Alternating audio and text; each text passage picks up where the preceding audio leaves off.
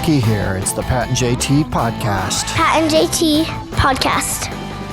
So before we get started today, let's say this right up front.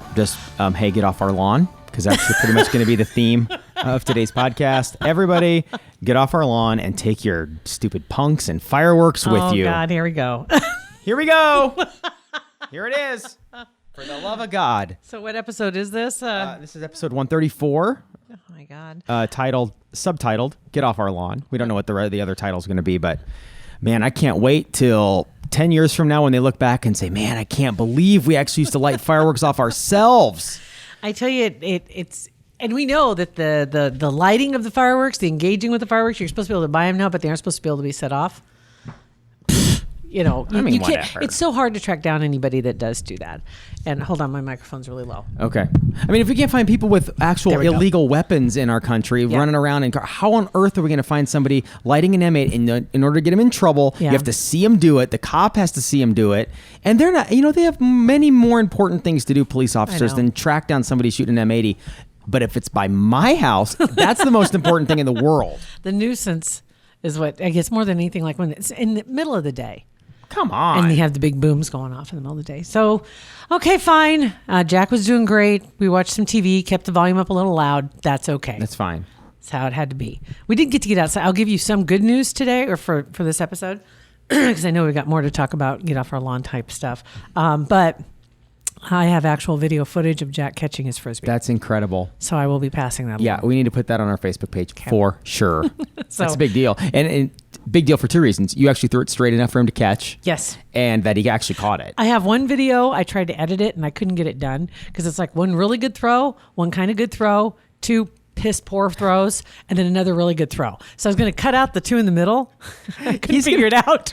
You're like that dad that throws to a kid and never get it across the plate, but it hones that kid's skills so much because he never knows where the ball is going to come from. Has no idea. So Jack's going to be like some elite dog. Seriously, he could be a shortstop. Right. He is on point. He is ready to rock. You want down low, up high, left, right? I'm ready. He's ready to go. In the tree, off the branches, I got it. Off the window, done. Easy. But Easy those short ones peasy. are what really make him mad. If I throw one, it's a super dud, and it just like goes, Yeah. and it lands about 7 feet in front of me. The worst. It's like, really? You can go get that yourself. Right. As soon as he sits down and just looks at you, you know. But it was so freaking hot this weekend to do anything outside. I had to wait till later in the day. Early yesterday morning or during the weekend, and we are recording this on July 1st as we speak, but over the weekend, that was that 192-degree weekend, which, by the way... Stupid. I saw that our friend Jim Phillips had posted about, he's a meteorologist that was on our show not too long ago on the podcast, and he was saying that that was the hottest day we'd had since a year ago, the same date, I think, the 29th or 30th of June last year, when it was 99 degrees or something like that. The heat index of 116 or something like that? Saturday, I think, was worse. It was like 118 feels like or something like that. It makes everything, it makes even like ice cream cake and stuff that you really enjoy, it makes everything miserable. Everything miserable. It's serious. It does. Because you can't you go inside, sure. I mean, you get air conditioning, but outside you can't escape it. No. It's terrible. Trying to go anywhere, it is miserable too, because it's like you want to get there and then you have to get out of the car and dart across the parking lot and hope your shoes don't stick to the concrete. And when you're back in your car and you sit on your seat, if you have leather seats, it's like, oh God, hurry. God, it's so hot. Here we are complaining. Honestly, I'm good. I'm good. I'm not like over it or anything like that. I saw a lot of people posting about, that's it, I'm done. This is it. Bring back winter. And no, we had 8.5, maybe 12 months of winter. And I don't want to go right back into that. I'm good with some more spring. We had a fairly decent, except for the rain. But I mean, okay, winter's cold, right? Whatever, it's cold. But heat pisses me off. It makes me angry. I don't know why I don't want it to make me angry, but it makes me angry. The way I look at it is, I can always, it seems like you can always find a way to cool off, like whether it's a fan, jumping in some water, take a cool shower. There's a way to cool off. In the wintertime, there literally are days I cannot get warm. And your muscles ache because you've been shivering. And, working out and putting on the layers so you can go out to scoop your driveway. And I did scoop my driveway a couple of times this year. But I'm just saying, it's just between the two, Oh, man. I'm all about the heat. Ugh. I'll just deal with it. It's gross. It's just disgusting. I know. And it's going to let up. And we're probably going to have some more waves before we get there, as we talk about all the time. We get into football season. And as you know, this is the last month, July, that we have no football. So for you Husker fans, I think it's 65 days till football. We'll take that. Something like that. Whatever, something. Maybe less than that. Because I just got my new Hell Varsity calendar. Okay, so it's coming. Which is awesome. And it has, all the dates are on there and how many days, and they keep track of all that stuff for you. But it's not that far. So not that far away till football. But we know that every time when football season comes around, there are those games. Yeah, it gets hot. When people are sitting there with sweat running down their back. It's going to be another hot one. All the patio stuff was on clearance at Target to make room for back to school stuff. They got all those yellow shelves out with all the notebooks and all the pencils. Not that I'm rushing the kids back to school, but I'm just saying you're rushing the kids back to school. Let's get your asses back to school. My daughter's calling quarters it's calling dimes little quarters. So it's time to get back to school. We're working backwards. We are. Yeah. We need to get back in there. Yeah. Well, year-round school may not be a bad idea. I'm all for it. I'll just say. Okay, so one other get off my lawn moment. I'm just going to throw this in here. I didn't intend to, but... And every once in a while driving, you have one of those like, oh my God, it's so blatant. Is this a law? Is there something? And so I actually looked something up. Okay. Oh God. I'm just to give you an idea. I'm southbound on 168th Street, going to merge onto. I'm going to go eastbound on Dodge. Okay. Okay. So that means I have to go over Dodge, and I'm turning left. Right. There are cars coming northbound. Okay. And they have a yield sign there. Right. And there's a little bit of a break before me and behind me, not much, because people are flying. They're, here we go. And she doesn't even slow down. She comes around that curve, and she's just going to slide right into that spot. She is right next to me. And I'm like, what are you doing? There's a yield sign. It's not like a regular merge. Like on 168th southbound, I get it when it goes from two lanes to one. As angry as I may get, I get it. Because if you're not familiar, you don't know it's going to do that up over the hill. But you know that everybody's in that area is usually familiar and they're just being big old bees. I'm trying to give the benefit of the doubt here. And so I kind of looked up a couple of things about merging and that kind of stuff. And in Nebraska, you always hear about the zipper merge. Nebraska apparently University of Nebraska did a study about this. I've never heard of the zipper merge. I can imagine what it is. All the time. But... Cops post it all the time. It's primarily for construction zones. So when you see it coming, the zipper merge is, and some people are going to hate this, the zipper merge is, you've got 2-3 lanes of traffic, and you're trying to break down to one, that all three should be used up until the merge point, and everybody should slide together. But I don't know if it's just because we're Nebraskans or if it's just a human trait. You see it coming, and you decide to get in the lane you're supposed to get into earlier. Of time. Plan ahead. So then there's this huge line of cars. Yeah. Now, in my mind, I'm thinking... that would be the fast, because everybody's in line. We just roll right through. You would think so, yeah. But they say, according to the study that the University of Nebraska did, and this is cited by several other law enforcement agencies across the country, talking about the zipper merge. And if everybody used their lanes and nobody had road rage, and we allowed you, me, her, you, me, him. On paper, me, yeah. Her. So you got 3 full lanes. It moves everybody through faster, is what they're saying. And that'd be, you have one... dip S that doesn't know the zipper merge, and it screws up the whole thing. You have one person that doesn't get on board. You know what you feel like though is if you're like me, what I feel like if I am that person in one of those other lanes, or if somebody goes right by me to the front, you just cut in line. Okay, or 8. It makes me mad too. Because who do you think? Why are you in such a hurry? What about all of us? I know I feel the same way. So if you're in that situation, it's like, cool your jets, everybody take your turn. But if you're in a roadway and another lane is merging into your roadway, like an on-ramp or something like that, you have the right of way.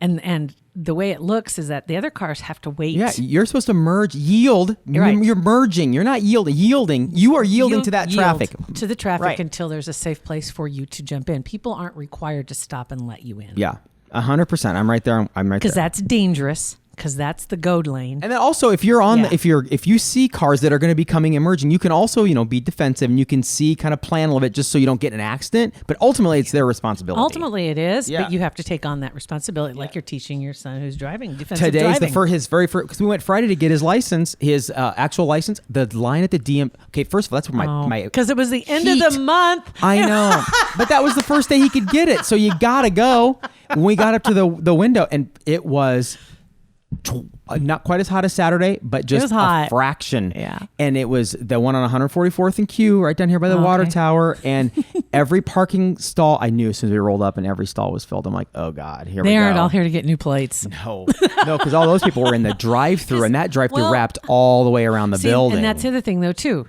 Yeah, because the end of the month is primarily plates. That's primarily what it is. People are trying to get their plates before the end of the month. The birthday thing, that's kind of, I guess, well, in this six way, one, half a dozen another, because birthdays are all month, right? But this was he got his learner's permit, or his permit, on the last day of a month 6 months ago, and you had to keep it for 6 months, so it just ended in the last. And it was a Friday.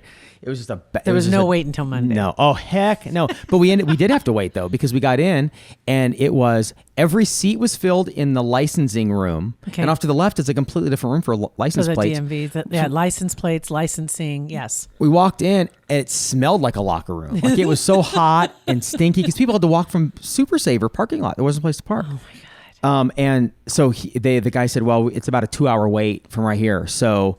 And he had to be to work. To get his license, what did he need to do? Nothing. Literally just take a picture, because he got his driver's ed certificate, so you don't have to take a test or anything like that. Did they not have two lines? Like people that need to take a test and people that don't? No, this was before you even got to the two lines. Like you walked in, you get a number. Yes. And then that line was 90 minutes. See, then we go right back to zipper merge. I'm sorry. I'm going right back to zipper merge. Because right there you need a lane for these and a lane for that.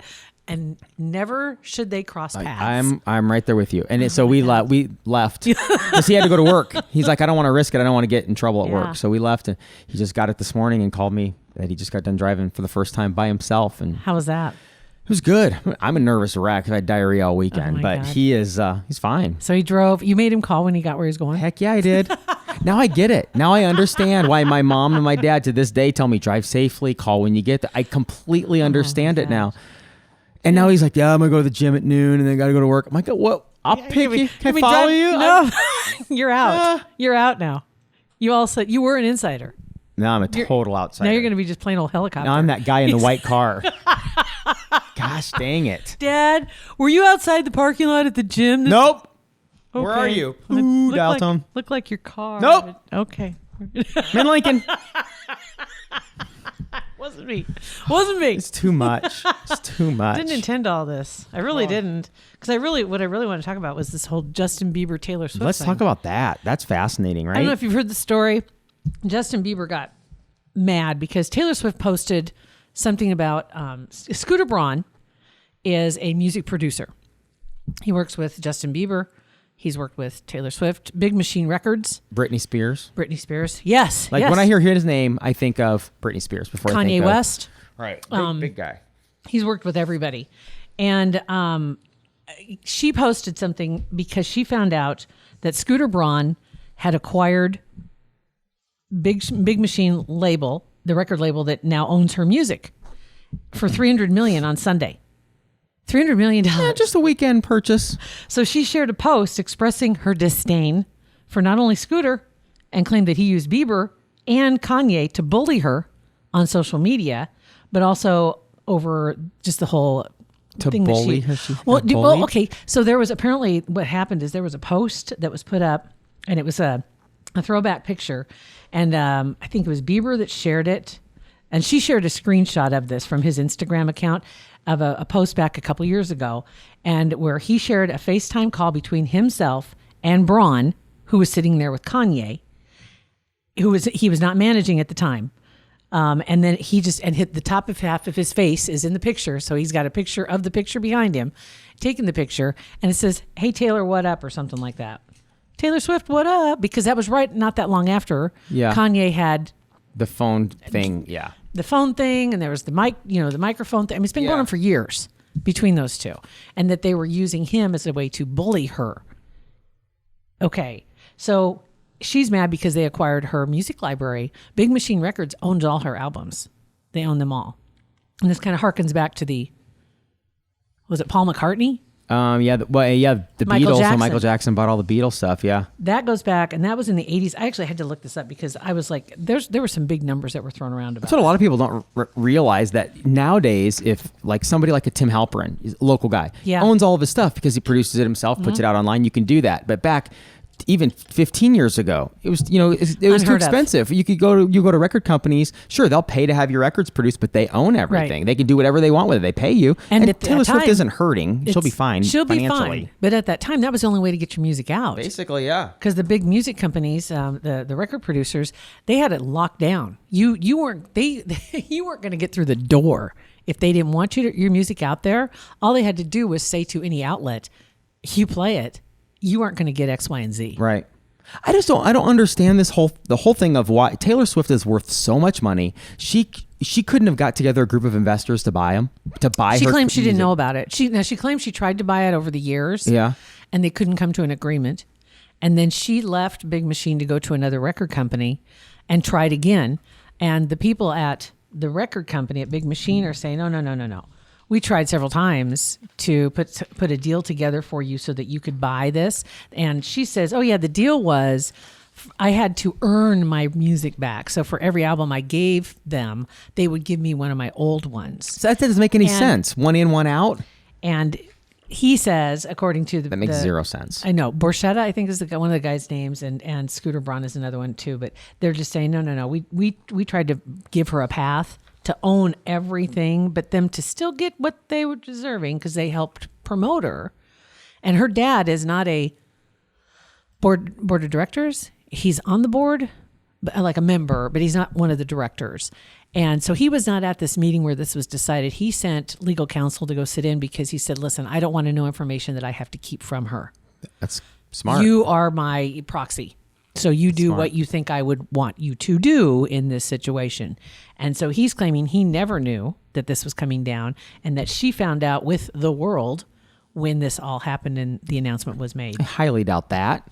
But I think if the truth's somewhere in the middle, I'm sure the record company tried to, I don't want to say screw her, but they're not just going to hand it over. But I'm sure she knew. That's a lot of money. Yeah. She's Taylor Swift. I'm sure she knew this was going down before we all did. Yeah. So the deal going back to Michael Jackson, that goes back to like the early 80s is when he started working a lot with Paul McCartney, and they did several duets together in the early 80s.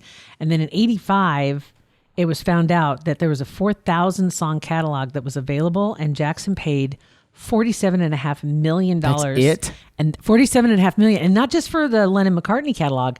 He got Bruce Springsteen, Cher, Elvis, Hank Williams, Little Richard, and the Rolling Stones. Wow. 3 years later, CBS sold its recording division to the Sony Corporation for $2 billion. And the purchase of what was then the most powerful record company. And they were home to several other labels. And that included Michael Jackson was in there, Dylan, Springsteen, Willie Nelson, Barbra Streisand, and Billy Joel. So this thing's getting ridiculously large.